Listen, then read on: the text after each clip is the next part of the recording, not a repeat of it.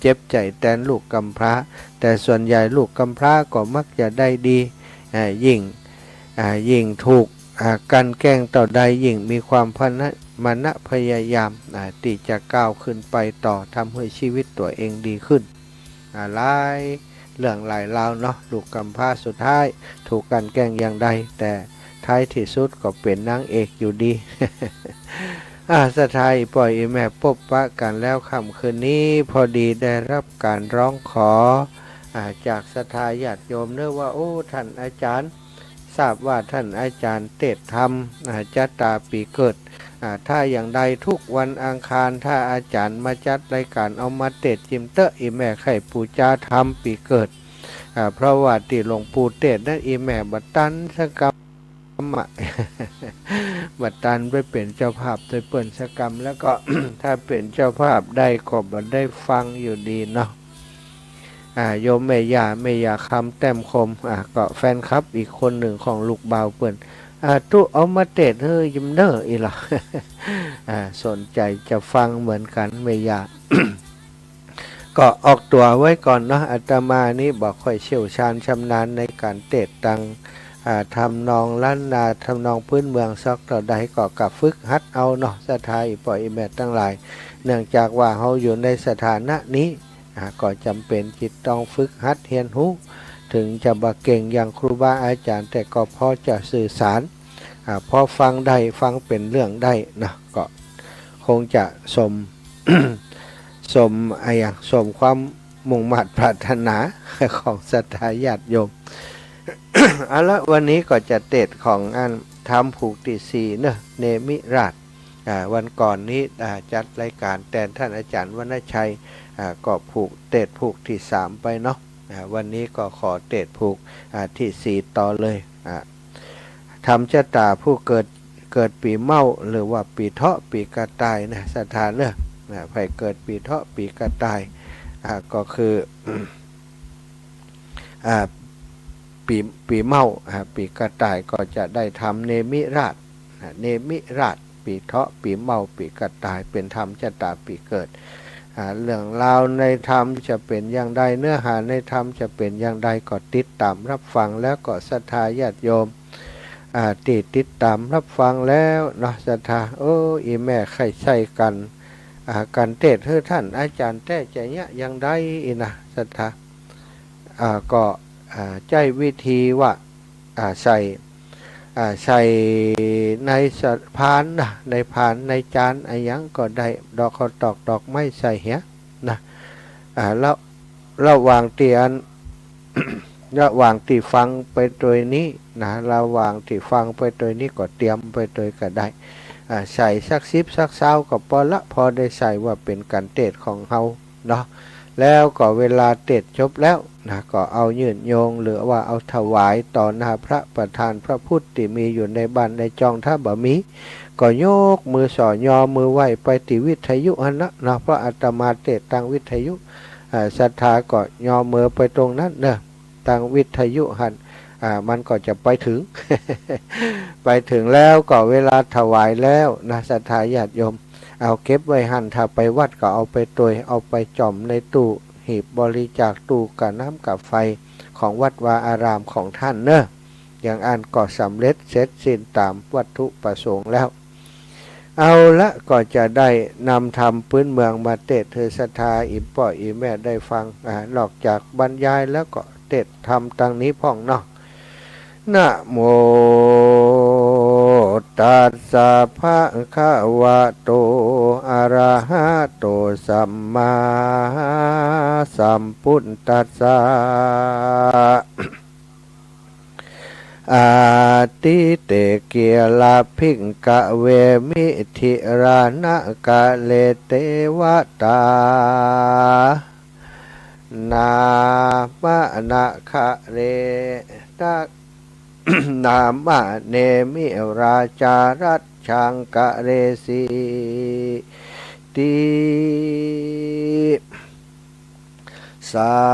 ธาโวดุลาสัพปุริสัตตังหลายจัตตกะอันนิสัพปัญญู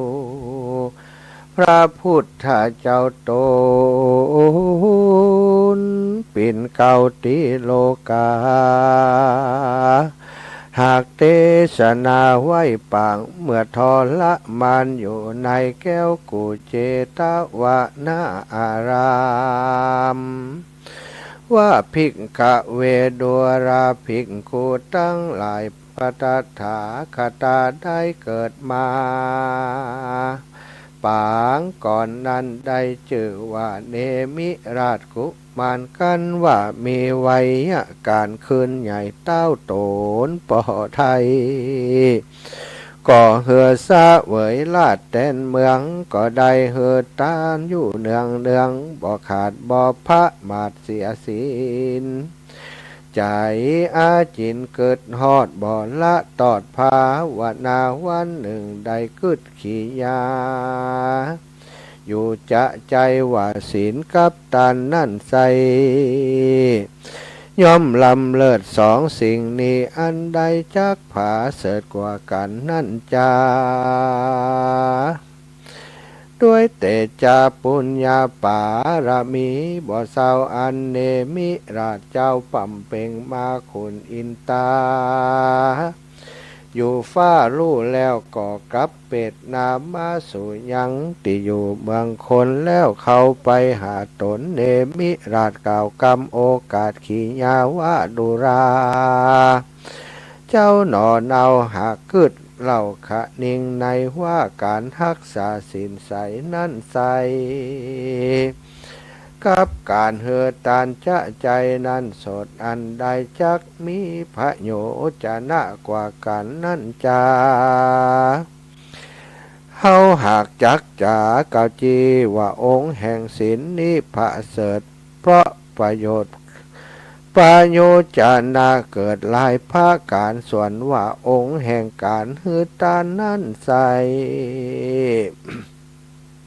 หากผาเสริฐบ่ไล่นานำเหตุนั่นกวนกระทำตึงสองสิ่งจิกจริงจักเป็นประโยชนะแก่ตนจุมบุคคลโลกตายก็ทำกรรมไว้สันได้กรรมนั่นจักไปตายสอตอบสายหื้อใดไล่และดีการกาลิหยาบจาดก็จักมีบาปกาต่อตามทุกปักคำเอาไม่ตกนรกใหญ่เวจีกันสร้างกรรมดีนั่นโสดบุญจักโผดช่วยกำเฮือลวงล่ำมานภัยกันกาไกลละพรากตายละจากเมืองคนยอมเอาตนไปเกิดในห้องฟ้าเลิศเมืองสวรรค์กันพระญาอินตาไข่ปันเมียนแล้ว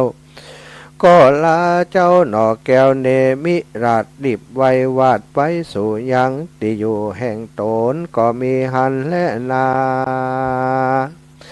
ดีนั้นเจ้าเนมิราชฟังเต้าอาจอินตาได้ไขขีญากล่าวถอยคืดขะค่อยขานิ่งในมีใจไข่ไปบ่จาไปผ่อนละโลกกระเวจีและสัตว์สวรรค์จันฟ้ามากนักจะแล โดยเตจะศีลและการเหือตานบอกขาดแห่งเจ้าเนมิราชตนทะลงธรรมอันว่าหินบรรลุกำพลศิลาอาจแห่งเต้าลาดอินตา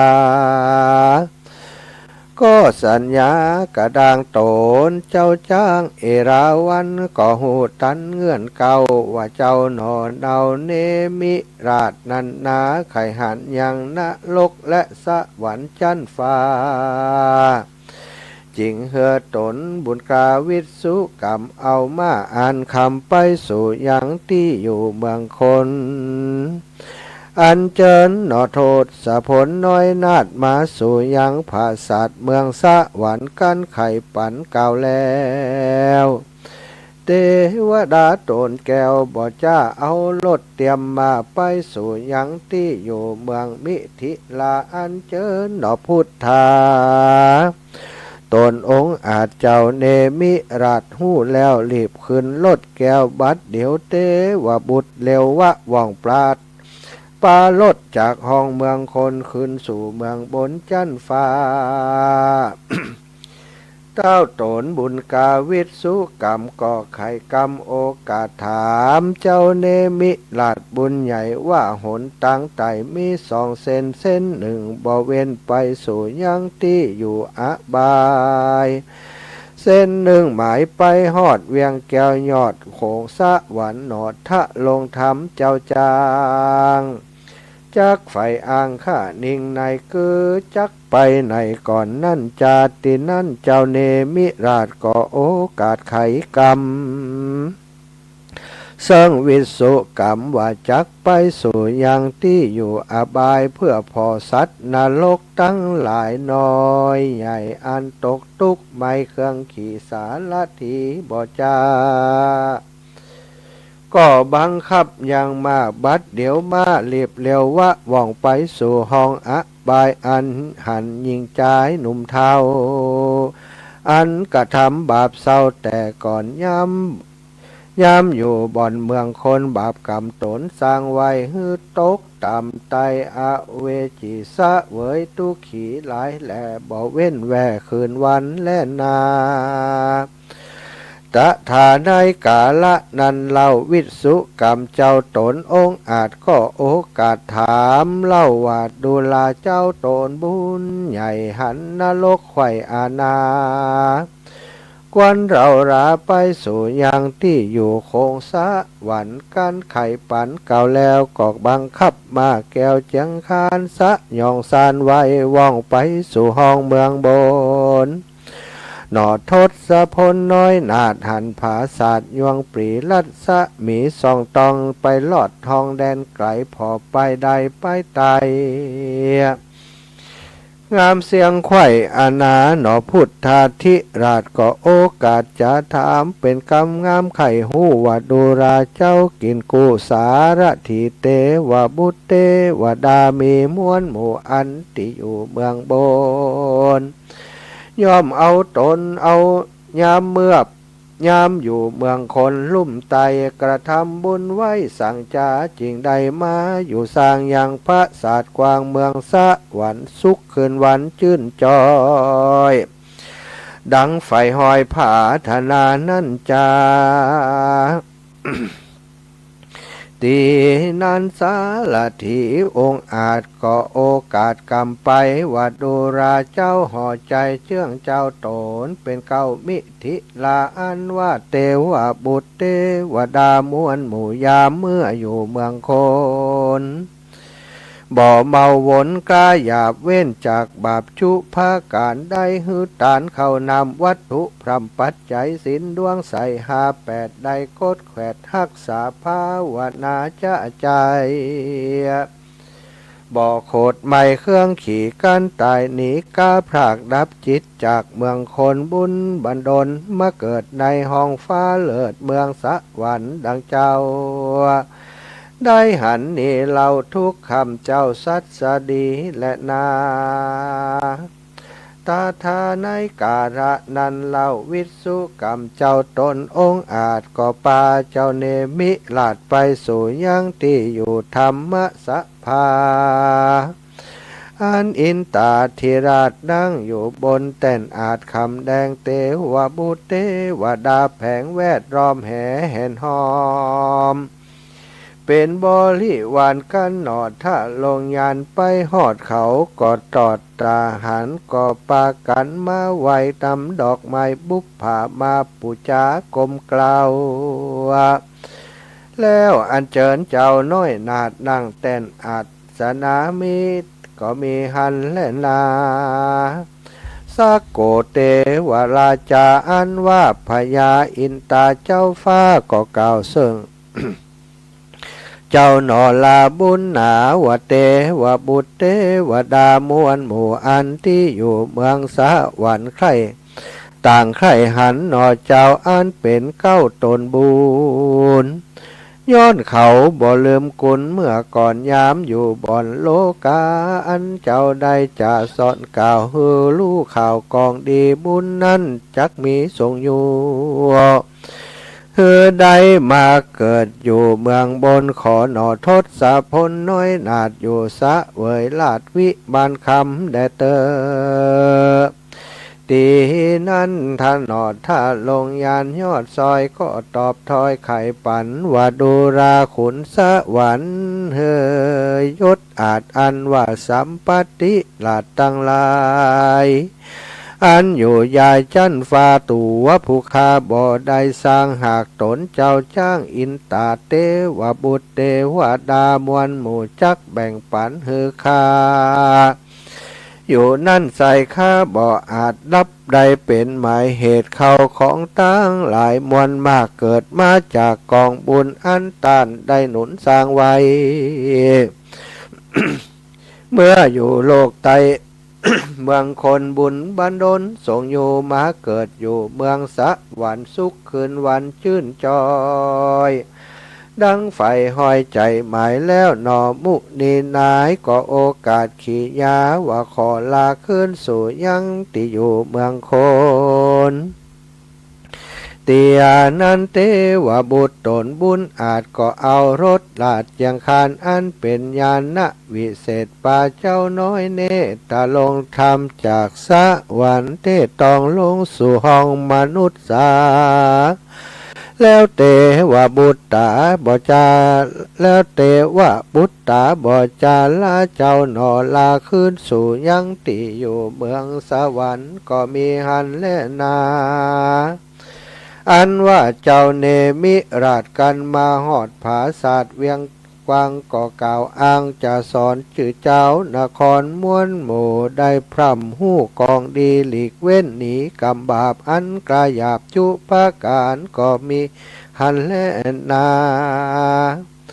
สัทธาอิมังธรรมเตสะนังอหาริตวาจัตตะกังสะโมทาเนสีสัทธาอันว่าสัพปัญโยพระพุทธเจ้าจักจัดเก่าปังหลังมาเตรียมจัดนี้เฮือแจ้งที่หันใส่พระจริงไขโอกาสว่าพุทโธโลกานาโถอันว่าเจ้าเนมิราชในกาละนันใสคือหากมาได้เฮาตาถาคตาโตนปินติจังติเปิงแก่โลกทั้งสามในกาละบัดนี้ยามนี้และนาโยปุคคโลอันว่าปุคคละหญิงใจฝูงใดเกิดมาในปีเมาเมื่อก่อนได้ร่วมจัดกับเจ้าเนมิราชแหลกแต่เก้าหัวตีอันจักได้เกิดมาเป็นคนได้เอาวิญญาณตนไปแห่งตนไปอาสะไหลอยู่ไม่เดือปองอันมีผีเสือและงูเหลือมรักษาอยู่ได้ผู้อูเสิ่งกันไปมาว่าดูราเจ้ากูเติ้งสองเหยเฮาจักมาอยู่ร่วมกับเจ้าที่นี้ก็บอกควรแต่แลเหตุเหล่านี้เป็นขะกุลมนุษย์จักขอลาสู่เจ้าไปก่อนเตอะจักไปเอากำเนิดเกิดในขะกุลคนตั้งหลายปุ้นแลลอยว่าไปลวนมามีพยะหรือว่าพยาธิมาบังเกิดแก่ผู้ขาดทั้งหลายก็จักสะแหวงหายังเครื่องปูจามาฮือสู่เจ้าฮือสู่เจ้าตั้งหลายจุงได้ฮับเอาไปฮือขาใดอยู่ดีมีสุขแด่เตอการเจียนละจะภาษาไหลกันสันนี้แล้วจริงได้เอามากะถือกำเนิดเกิดในขับพระมันดาแห่งตนเกิดเป็นคนหญิงชายตั้งหลายนี่แลคนเกิดปีเมาลงโดยธาตุน้ำใดกำเนิดไว้พระธาตุเจ้าแจ่แห่งอุตตมตานางยอดแห่งตานโตนเหือตานไปได้สร้างธรรมะเนมิลาดเป็นตานธรรมะจาตาแห่งตนและสร้างภาษาเป็นตานก็จักอุดมสมฤทธิมั่งมีเป็นดีกูเชื่อกูยังแม่นจักผาธนาเอาสุขสามประการคือสุขอันมีในเมืองคนและเมืองฟ้าและสุขในแหล่งลามหาเนรปานเจ้านั่นก็จักสมดังกรรมกรรมผาธนาบยาจะแล นิธิตังขียาสังวันนานาวิเศษจาห้องเหตุเนมิราชอันย่อแควบก่อบังคมสมเลเต้านี่ก่อนแลสัตทำเนมิราชจะตาผู้เกิดปีเมาปีเถาะปีกระต่ายก็สำเร็จเสร็จลงเพียงเต่านี้ศรัทธาญาติโยมผู้เป็นเจ้าของการเทศเนอะการเทศทำเมนิเนมิราชนี้ก็โยนโยงประเคนเลยประเคนกับพระพุทธรูปพระประธานที่อยู่ที่บ้านที่จองก็ได้เนอะ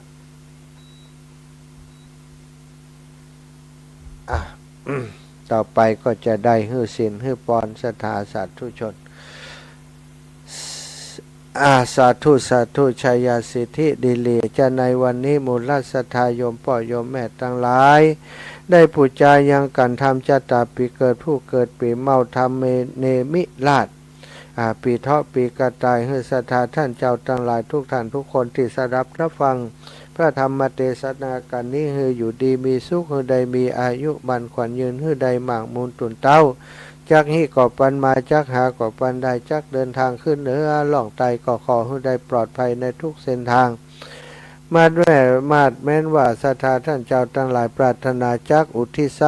ผลบุญตานี้ไปฮือเจ้ากรรมในเวรเจ้าเทวบุตรเจ้าเทวดาตลอดถึงญาติกาที่ล่วงลับมาละนาไปสู่ปาลโลกไปหน้าเทวบุตรเทวดารักษาตนตัวรักษาบ้านช่องห้องหอบ้านเรือนเฮือนหอแห่งท่านเจ้าก็ขอให้เพื่อนได้รับเอาบุญเอากุศลนี้ไปเพิ่มยังสัมปิติตัสปฏิทิปตั้งหลายแม้นว่าเท่าตั้งหลายไปสู่ที่ยากที่ลำบากก็เอาบุญนี้ไปโคดค้ายยกย้ายจากที่ยากพรากจากที่ทุกข์ให้ได้ถึงสุขเป็นที่แล้วคือมังแก้วยอดในหลับปานนั้นจงจักมีเที่ยงแต่ดีลีอภิวาทนาสิริสานิจังวุธาปจายโนจัตตารโอธรรมาวัฏันติอายุวันโนสุขังพระลา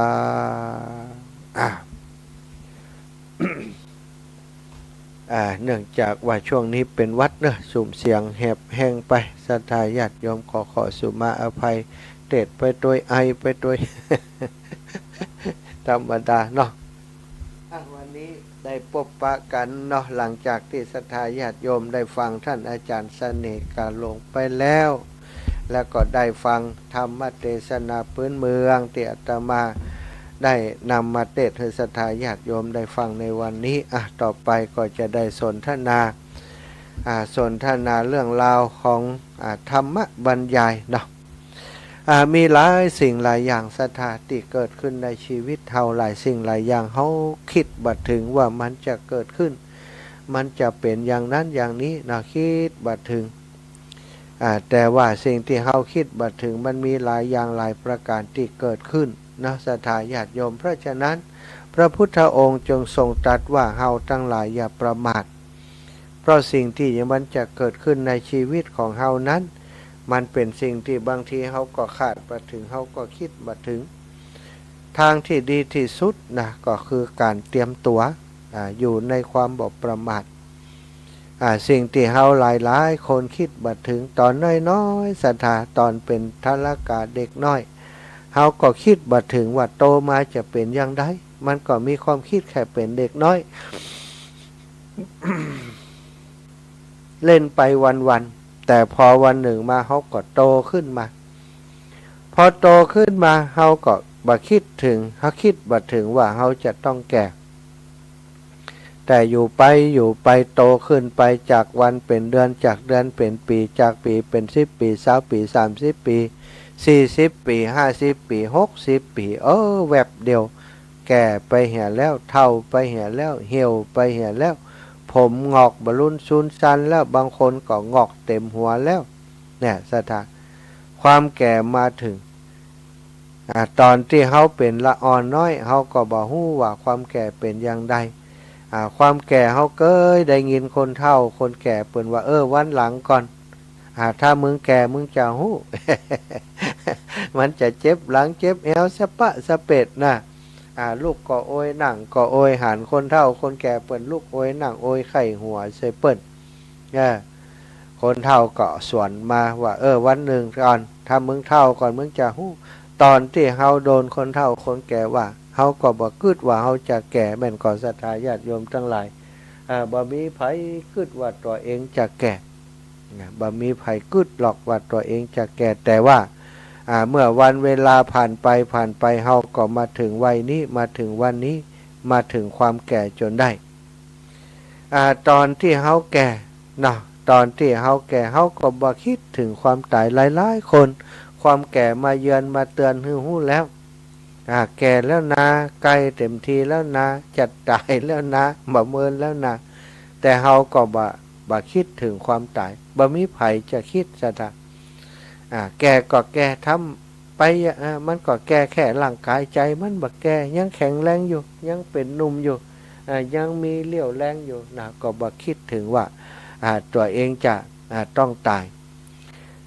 พอแก่แล้วนะเฮาก็บ่คิดถึงความตายตอนที่เฮาบ่เจ็บนะศรัทธาตอนมีก็บ่ได้คิดถึงคนจนตอนป่วยก็บ่ได้นึกถึงคนที่ตอนที่เฮาบ่ป่วยเฮาก็บ่คิดถึงคนที่จะป่วยเป็นอย่างใดคนป่วยเป็นอย่างใดแต่พอเฮาแก่แล้วนะศรัทธาญาติโยมต่อมาสิ่งที่มาหาเฮาคือความเจ็บความป่วยความตายเฮาก็นึกบ่ถึงว่าเฮาจะต้องป่วยอย่างนี้เฮาจะต้องเจ็บอย่างนี้ทรมานแบบนี้บ่เคยนึกมาก่อนแต่ซึ่งความเป็นจริงแล้วก็คือวันหนึ่งเขาจะต้องพบผ่านสิ่งเหล่านี้ต้องมีความแก่ต้องมีความเจ็บเป็นธรรมดาขึ้นมาแต่ตอนที่เขาบ่เจ็บเขาก็นึกบ่ถึงคาดบ่ถึงว่าเขาจะต้องเจ็บบางทีตอนที่ป่วยเนี่ยบางคนป่วยอยู่นอนอยู่บนเตียงก็ยังมีความหวังอยู่หมอจะรักษาได้ คงบัดจากไปง่ายๆเตื่อหมอเปิ่นตึงรักษาได้บางคนจ่ายเงินทรัพย์สินเงินทองต่างๆเพื่อจะยื้อชีวิตของตัวเก่าไว้ยาแปลงต่อใดก็ซื้อมากินซื้อมาดูแลหมอที่แปลงที่สุดอยู่ที่ไหนก็ไปหาเปิ้นคิดว่าหมอที่แปลงนั้นจะมีการรักษาที่ดีมียารักษาที่ดีศรัทธาญาติโยมแต่ความจริงแล้วจะหมอดียาดีอย่างใดก็ตามจะรวยมากมายมหาศาลอย่างใดก็ตามบ่สามารถซื้อเอาชีวิตจากโรคภัยไข้เจ็บที่เกิดขึ้นได้สุดท้ายบ่ว่าแก่หรือหนุ่มหรือว่าอย่างใดถ้าเป็นมีเจ็บมีไข้มีโรคภัยเกิดขึ้นแล้วก็ความตายก็มาถึงในที่สุดใจคนเฮาส่วนใหญ่ก็บ่พิจารณาแต่ถ้าเฮามีปัญญาพิจารณาหาเหตุผลทุกอย่างมันก็จะมีการปรงศรัทธาปรงตกปรงตกถึงสิ่งเหล่านี้การทำใจระงับใจได้บางคนเสียใจนึกว่าชีวิตเฮามันบ่ดีคนเดียวชีวิตเฮามันตกต่ำคนเดียวทำไมเฮาถึงอาภัพอย่างนี้ทำไมเฮาถึงลำบากยากจนคนเดียวทำไมเฮาจึงเป็นโรคภัยแบบนี้เนี่ยหลายคนอาจจะคิดว่าตัวเก่าเป็นคนเดียวเขาบ่ได้คิดว่าทุกคนก็จะต้องเป็นเหมือนเฮานี่ซะท่าเหมือนกันคนที่เป็นมากกว่าเฮาก็มีคนที่ทุกข์ที่จนมากกว่าเฮาก็มีคนที่เจ็บมากกว่าเฮาก็มีคนที่ลำบากยากจนลำบากในทุกๆเรื่องมากกว่าเฮาก็มีเปิ้นบอกว่าชื่อว่าคนแล้วมันบ่มีทุกข์มันบ่มีทุกข์บัดนี้กันชื่อว่าคนแล้วมันมีทุกข์บัดนี้กันทุกคนมีทุกข์เหมือนกันแต่เฮาบ่ค่อยคิด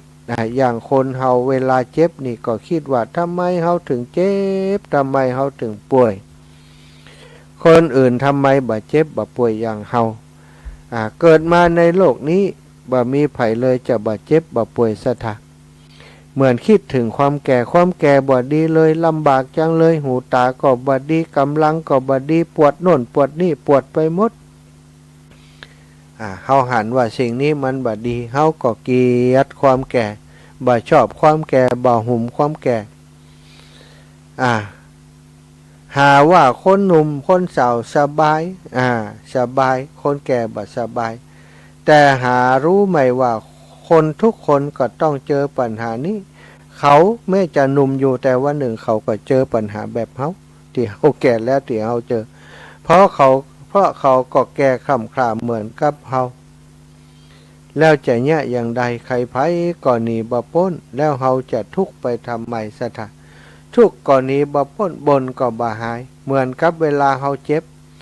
ถึงเขาจะร้องไห้มันก็บ่หายเจ็บหรือร้องหรือบ่ห้องมันก็เหมือนกันให้หรือบ่ให้มันก็เหมือนกันแต่คนเขาบ่คิดถึงความเป็นจริงถ้าเขายอมรับความจริงที่เกิดขึ้นกับเขาแล้วเขาก็จะสบายใจเวลาเจ็บเขาก็ต้องคิดว่ามันมีทางหายกับตายอย่างเดียวถ้าบ่หายก็ตายถ้าบ่ตายก็หายถ้าเขาเป็นคนแก่เขาคิดอย่างใดคนแก่ก็มีทางเดียวก็มันก็แก่มันก็ต้องตายบ่มีหายความแก่นี้ทุกคนก็จะต้องถึงความแก่เหมือนกันเกิดจะไปไหนสถานเกิดมาแล้วมันก็ไปหาความแก่แล้วไปหาความตายอย่างเดียวคนเกิดมันบ่ไปไหนนอกจากไปตายอย่างเดียวเจ็บก็ไปตายแก่ก็ไปตายโลกเป็นอย่างนี้แล้วเขาจะไปเสียใจทำไมคนจนก็เอาไอ้อย่างไปบ่ได้คนมีก็เอาอย่างไปบ่ได้ไผจะรวยแค่ไหนก็เอาอย่างไปบ่ได้มีคนตายคนไหนที่หอบสมบัติไปได้พ่องบ่มีสักคนเฮาก็นั่งยิ้มถ้าคิดได้อย่างนี้โธ่เอ้ยมันก็เอาอย่างไปบ่ได้เหมือนกันจะรวยกว่าเฮาไปต่อได้ก็เอาอย่างไปบ่ได้จะจนกว่าเฮาไปทุกคนก็เอาอย่างไปบ่ได้เมื่อเฮาบ่มีอย่างที่จะห่วงก็หมดเรื่องกันแต่คนเฮามาคิดเล็กคิดน้อยกลายเป็นเรื่องเหลื่อมล้ำต่ำสูงเป็นทุกข์กังวลกันจนเป็นเรื่องเป็นปัญหาแท้ที่จริงแล้วคนเฮามันเป็นไปตามวาระตามเวลาบ่มีไผที่จะเกินเลยกว่ากันสภาพชีวิตของคนเฮาบ่มีใครจะดีเกินไปได้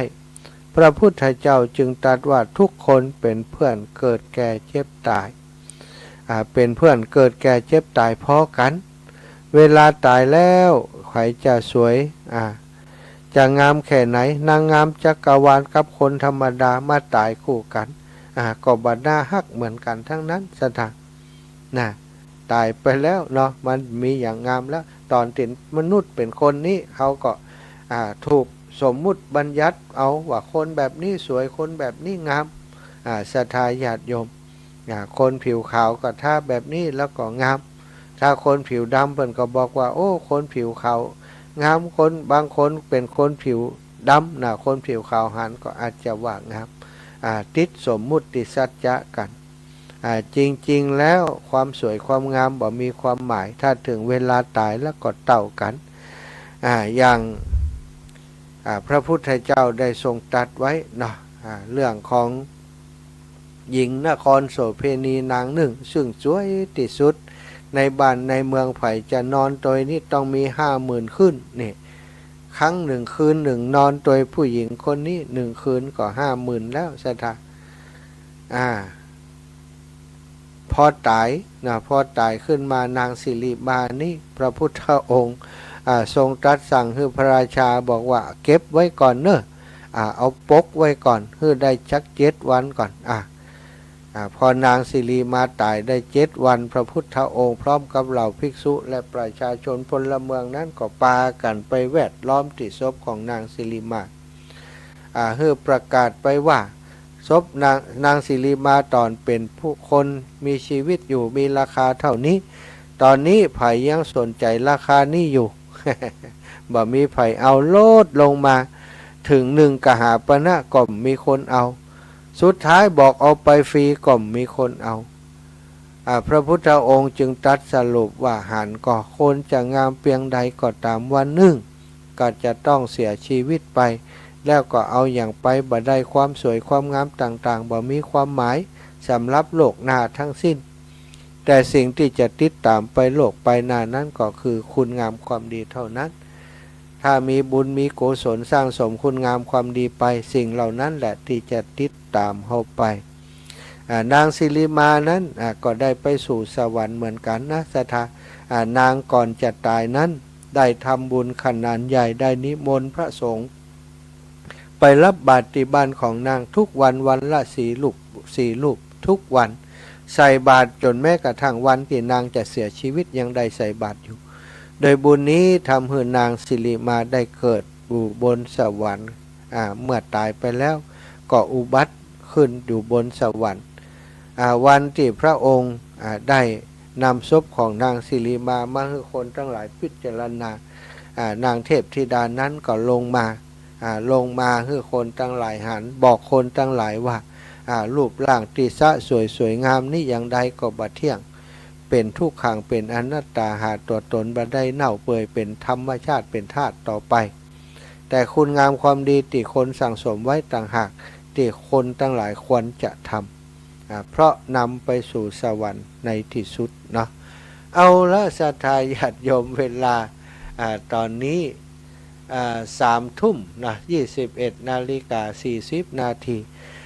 ก็เดียว45 นาทีพี่น้องเมืองฝางนี่สัญญาณจะตัดไปแล้วนะถึงแค่45นะ21:45 นาทีสัญญาณทางเมืองฝางจะตัดไปแล้ว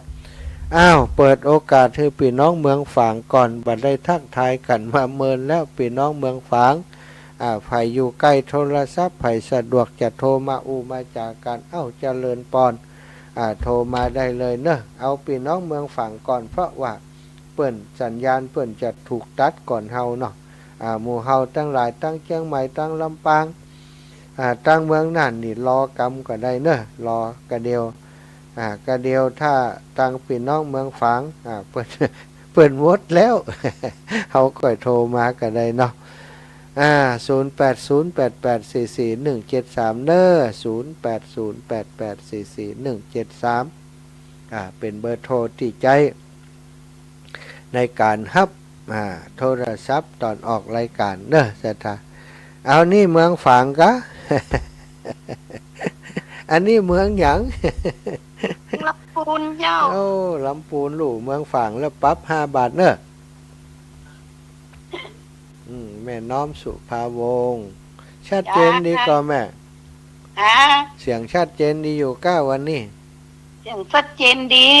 ดีแล้วแม่น้อมสบายดีเนาะอากาศบ้านหนาวก้าพุ่นสบายดีเตียวตัวไม้เอ้ยนั่นธรรมดา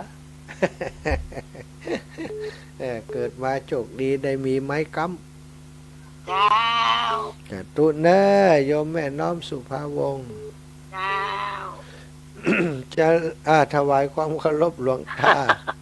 อาจารย์โอ้คุณนี่เทศเจ้าเลยติดตามตลอดเลยผมกำลังเจ็บหน้าขาปวดหน้าขาของวันเนี่ย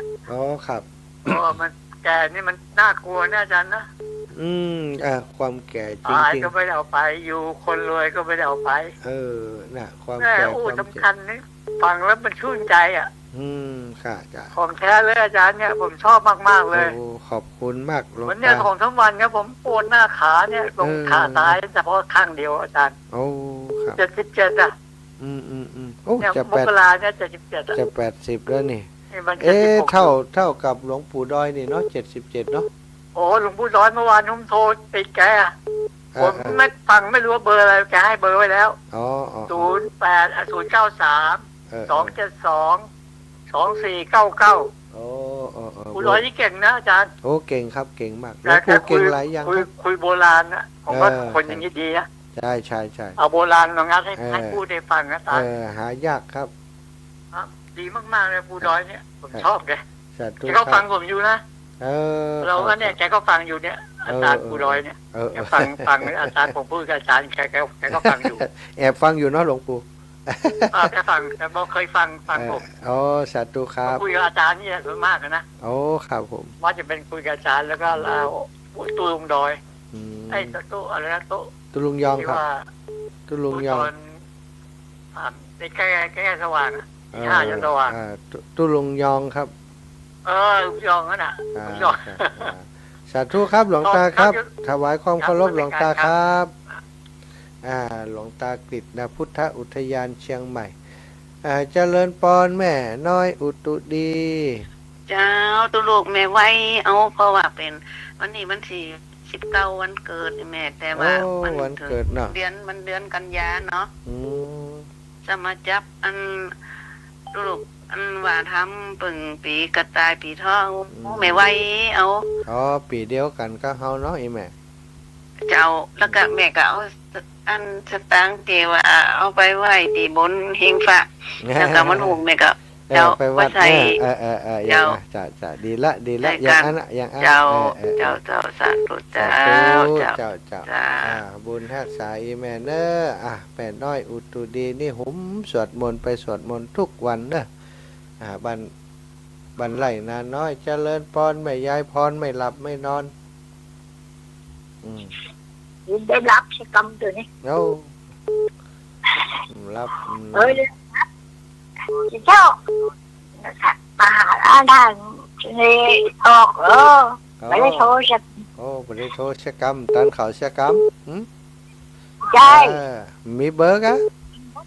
ตังหมดชอบมงกันเนาะยังมดตัดของเฮานี่ฟ้องแล้วว่ะก็หมดตัวแล้วพอแล้วยายพรปั่นกันคนน้อยปั่นคนอื่นก่อน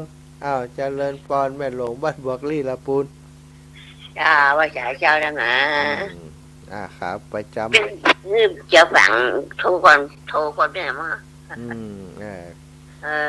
แม่อันเกิดปีจอนะแม่นะปีจอเนาะจอพักกาดกะ90ไปแล้วนะอาจารย์93เจ้าจอปีจอพักกาดจอมั่วพอถึงรอดฟังน้ำปีจอกันแม่ยานี่เอาเก่งแต่นะเก่งแต่นะอายุ90ไปฟังได้โทได้นี่สุดยอดเลยเจ้าสาธุเนอขออยู่กับลูกกับหลานไปเมินเนออุ้ยมอนเนอเจ้าสาธุแม่หลวงบ้านบวกลี่แม่หลวงบ้านบวกลี่ละปูนเนาะเจริญปอนแม่อุ้ยอินแม่สาบเสมอวันสาบเจ้าน้ำเพิงหมดเลยอารมณ์ดีน้ำเพิงอนุรอดอารมณ์ดีวันปีมะเสงนี่ไม่อุ้ยจะเป็นกระเทศที่เนอมะเสงกะงูน้อยนะมะเสงงูน้อยลงมะเสงยังเห็นปุ่นอังคันหน้าปุ่นจะเอาสตางค์หอมวัดไฟวัดมันเถอะต้องมาเพ่เข้าวันชี้แล้วก็จะเอาปลาเค็มที่นี่ที่ลูกปฏิทินนี่เอาปลาเค็มต่ำเลยกะต่ำลูกที่21กะได้แล้วค่ะเอาปลาเค็มที่ลูกปฏิทินนี่ลูก21นะค่ะจะเอาเข้าวันชี้แล้วแต่อาตมาจ้าสาธุบุญขิงใส่น้ำร้อนขิงได้เลยวันหายวัดนะเจ้าโยมแม่ขิงวางอยู่โต๊ะเนี่ยขิงวางอยู่โต๊ะเนี่ยเจริญพรแม่สายทองเจ้ายังฟังอยู่นะเจ้าได้ทำสิได้จ้างอัดใส่โทรศัพท์นะเจ้าเจ้าแม่ลงขนาดเจ้าโยมแม่อันนั้นทำคนนั้นแนวหันยานะโอ้ยอนุโมทนาตัวเนอเจ้าสาธุเจ้ากับพระสาเจ้าขอบุญรักษาโยมแม่อยู่ดีมีสุขเนอเจ้าสาธุเจ้าแม่สายทองธัญแก้วบ้านห้วยการนะบ้านหงหลับปูนเจริญปอนหลับปูนแหมแล้วหมดเวลามึงฝังแล้วดูต้องโทรมาลึงแล้ว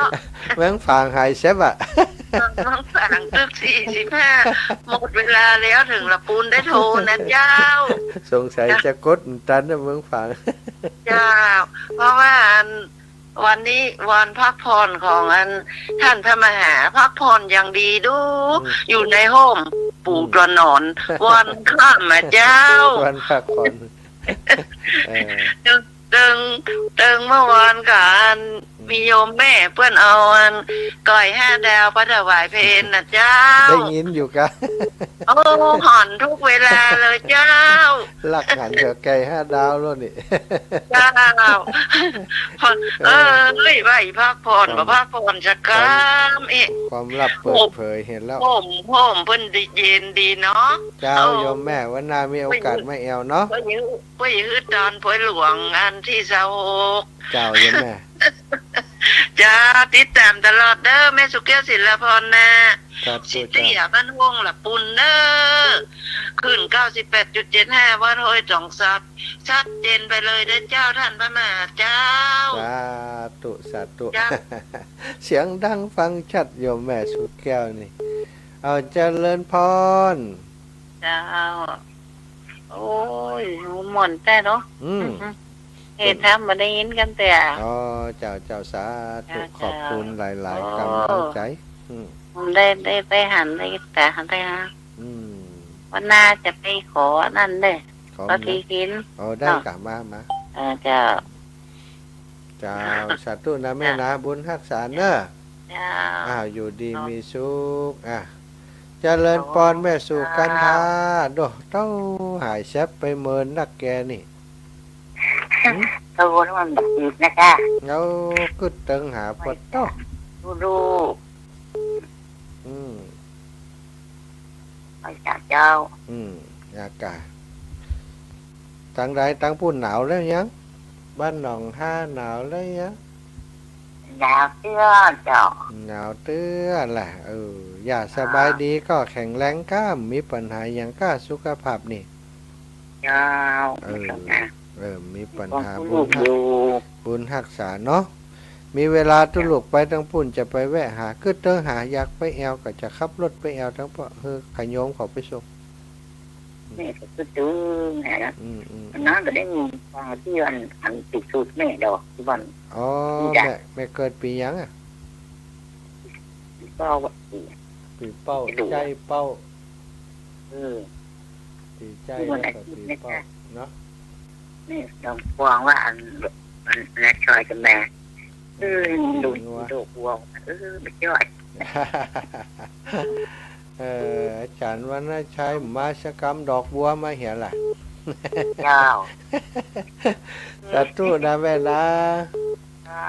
บุญรักษาแม่สุกันทานี่แฟนคลับตังเมืองลี่ปุ่นเนอะปันแพะหนองห้า24062406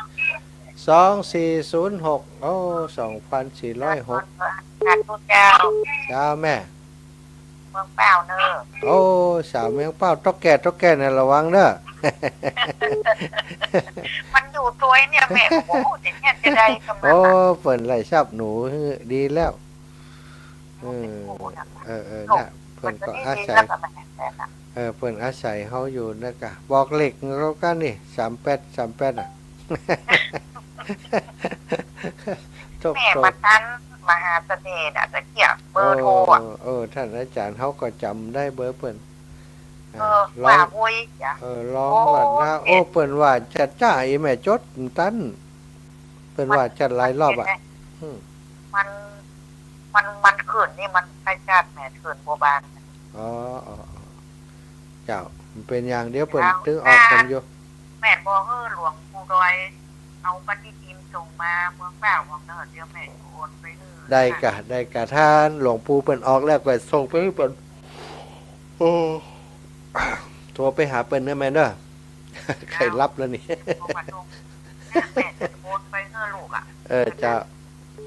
เจ้าโยมแม่บุญรักษาเด้อบุญรักษา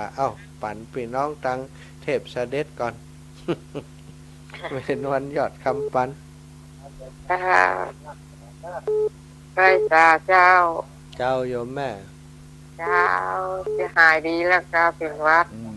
ก็ดีขึ้นนะแม่นะแต่ว่ากินน้ำอุ่นกินอย่างตลอดไอ้หนอเจ้าดีละอากาศตัวเลยจ้าเจ้าโยมแม่เจ้า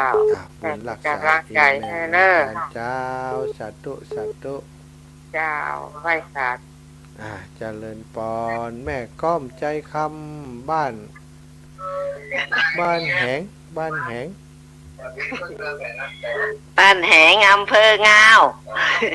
อำเภอเงาเงานี่ฟังกันนักนะ นักแต่เปิ้นมาได้โทรน่ะท่านเปิ้นว่าเปิ้นโทรประจ้างเปิ้นว่า แม่ค โทรประ รู กัน แม่ย่าแม่ครูอาลีพันธ์ศรีวิริยะไม่ก็ฟังอยู่พี่น้องเงานี่ฟังเยอะ ยากเยอะขนาดน่ะ เยอะขนาดเดี๋ยวจะไปทำมาสัญจรเมืองเงาสักเตือก่อนป้าหลวง แต่ ปู่ไป แต่มาแต่น่ะ ป้าหลวงปู่ไปจะพอกำลังเมืองเงามีแต้มแต่มีนักเนาะ เจ้ามี นัดกันวัดหยังหัวเดี๋ยวจะไปทำมา วัด สัญ หลา จ ย ร วัดเดี๋ยวก่อนเดี๋ยวมาก่อนมีหลายวัดเจ้า เจ้า เจ้า สาธุ ถ้ามาแต่ก็สาธุ เจ้ ถ้าจะมาแต่สาธุไปก่อนเนอะ ไปแต่กะไปแต่แม่เกียงคำโกธิมาปัตตะหลายรอบแล้วนี่กว่าจะได้นี่ ไอ้หลวงพ่อจะได้แต่เจ้า นั่นจะมือป๊อปแป๊บไปกะเขาว่าอีแม่กดมือป๊อปแป๊บอีตึ้มจี ก็รู้ก็บอกว่าเป็ดจ้ะ ก็วันใดจะถึงทำที่เกิดวันที่เกิดเรียนมาเลยมันจ้า ปีหยัง ปีสีนั่นเลย ปีสีแหละเดี๋ยวปีสีก็นี่กับภูเก็ต5นี่กันนี่ แล้ววันอย่างไรถ้า อังคารอังคารหน้าอังคารหน้ามีอยู่หรอปีสี เจ้าแล้วก็มีค่ะ กติกาง่ายใส่กันเต็ดไว้เหี้ยดอกข้าวตอกดอกไม้เหี้ยใส่เจ้าสัตว์ตู้นะแม่นะบุญรักษาขอแม่อยู่ดีมีสุขอายุมันขวัญยืนเด้อแม่เกียงคำโกธิมาแม่สุขแต่เกก็โทรหาท่านอาจารย์เสน่ห์กาลงนี่แม่สุขเนี่ยแม่สุขใต้เนาะแม่เนาะได้ยินใช่กันอยู่ก็ขอขอบคุณเนอะศรัทธาสาธุชนคนดีท่านเจ้าทั้งหลายตลอดถึงน้อมไว้สาครูบาอาจารย์ทุกปู่ทุกปอดทุกนัดทุกลุงทุกอาวทุกปีทุกน้องทุกลูกทุกตนที่เข้ามาฟังรายการโดยศรัทธาญาติโยมเหมือนกันเนาะแม่น้อมสุภาวงศ์นะตะกี้โทรมาแม่คำมวลถ้าคุณคิดอำเภอพร้าวแม่คำมวลมาแล้วตะกี้ก็พร้าวเหมือนกัน โทรหลายรอบแล้วนะเมื่อกี้ตะกี้ก็เมืองพร้าวแต่นักน้ำใส่น้ำแล้วเมืองพร้าวมา2 ลายแล้วเนาะเจ้าตะกี้เป็นอยู่หนองประมันเนี่ยแม่อยู่สันทรายเลยตะกี้หนองประมันอันนี้นึกว่าหนองปลาเพี้ยแม่อยู่สันทรายอีแม่หนองปลาเพี้ยเขาหนองประมันเจ้าหนองปลาเพี้ยตะคืนก็โทรบัดนี้แหละโทรหาไผตะคืนหลวงปู่โทรหาอาจารย์นะกะตาบ่ว่างกันแล้วบาตะคืนเขาได้จัดลุกหลวงปู่มันได้เมื่อเจ้ากะเมื่อเจ้านี่ไผอาจารย์สาธิตนะแต่เจ้าเนี่ยอาจารย์สาธิตแต่เจ้าอาจารย์สาธิตเขานี่วันจันทร์ตอนเจ้ามีกะตี 3 ถึงตี 5นะแม่ละล่ะแม่ก็โทรแล้วมันบัดนี้แหละมันอย่างไรเนาะเจ้าแต่ถ้าก็เนาะในฟังทุกพื้นทุกเนี่ยทุกข้างเป็นน้องเมืองพร้าวนี่คิดถึงเมืองพร้าวจะไปแอวเมืองพร้าวมาได้นั่นแน่วัดอย่างก็วัดอย่างก็วัดสันทรายวัดสันทรายเมืองพร้าวสันทรายหมู่7ตำบลสันทรายสันทรายเจ้าวัดสันทรายตำบลสันทรายหมู่7ไปเสาะหาได้เนาะเจ้าถ้าเสาะหาเขาบอกว่าอันแม่นั่นติดนี่เขานี่โอ้หมูอยู่ไหนหมูน่ะเนาะสัตว์ตู้นาแม่เจ้าแม่จองปฏิทินเนอะจองไว้เดี๋ยวถ้ามันออกก่อนก็โทรแหมใหม่เนาะก็ขอให้หู้จำนวนหู้ราคาก่อนก่อยว่ากันสัตว์ตู้ขอบคุณโยมแม่คำมวลเนอะถ้าคุณคิดพี่น้องเมืองเปล่าสรุปสายแม่น้อยอุตุดีลำปางแม่ยายพรร่องวัวแดงแม่หยาหลงบ้านบวกลี่ละปูน90ไปแล้วแม่อุ้ยอินแซ แม่สาบเสมิง80 ปลายแล้ว แม่สายทองธัญญาแก้ว แม่สุกแก้วศรีละพร แม่คำนวณดินดำโอ้แม่คำนวณตะกิมตันทับสายแม่กำน่ะแม่ฉลาดแจ้ซ้อนมาแล้วท้ายๆอาจจะซ้อนกับดินดำใกล้กัน ไว้สาขันมหาเจ้า เจ้าแม่ เอาเงินกันทำดีกว่าจะเป็นที่แล้วกระทานว่าทำกับว่าทานกับว่าได้กันจะตั้ง โอ้ไปเอาอย่างของเขาเปลือแล้วอ่ะ อยากจะทำบุญอยากจะทำบุญร่วมกับอีแม่เขานะกะอีแม่เอาไปใส่อันติวัดติวาหันมันก็จะได้เป็นประโยชน์กับวัดเขาจะได้ทำบุญตัวอีเนี่ยความหมายคือเขาอยากทำบุญร่วมกับอีแม่เขาตัวต้องส่งมาติเขาเขาก็พอใจอยู่เนาะได้ปู่จาทำด้วยกันนะกะสาธุนะแม่นะเอาที่ทิ้นมัดอย่างหนึ่งเอากะเราแจซ่อนนี่ไปสักสาวเลยมุนเนาะเจ้าแม่เจ้าขอบคุณหลายๆเจ้าสาธุจ้าสาธุจ้าป่อบุญธรรมปงน้องอีป่อเขามาแล้วลากันตอนดึกโยมป่อฮับแล้วครับไว้สาครับอีแม่นั่งฟังด้วยก่อนก็หลงเนี่ยอีแม่นั่งฟังด้วยก่อนครับนั่งฟังด้วยกันเนี่ยนั่นกะโอ้นาฮักตา2 เท่านี่ดึกแล้วรับเห็นเนอะฟังแล้วก่อนรับเลยนะเดียวครับไว้สาครับสาธุบุญรักษาอีป่อป่อบุญธรรมแม่รัตนาสังคำฝันเวียงปะเป้าโยมป่อโยมแม่เคารพนับถือกันเอาละศรัทธาเวลาหมดเวลาแล้วเนอะนำรายการจากลาศรัทธาไปโดยเวลาเพียงเท่านี้ขอความสุขสวัสดีจงมีแก่ศรัทธาสาธุชนทุกคนทุกท่าน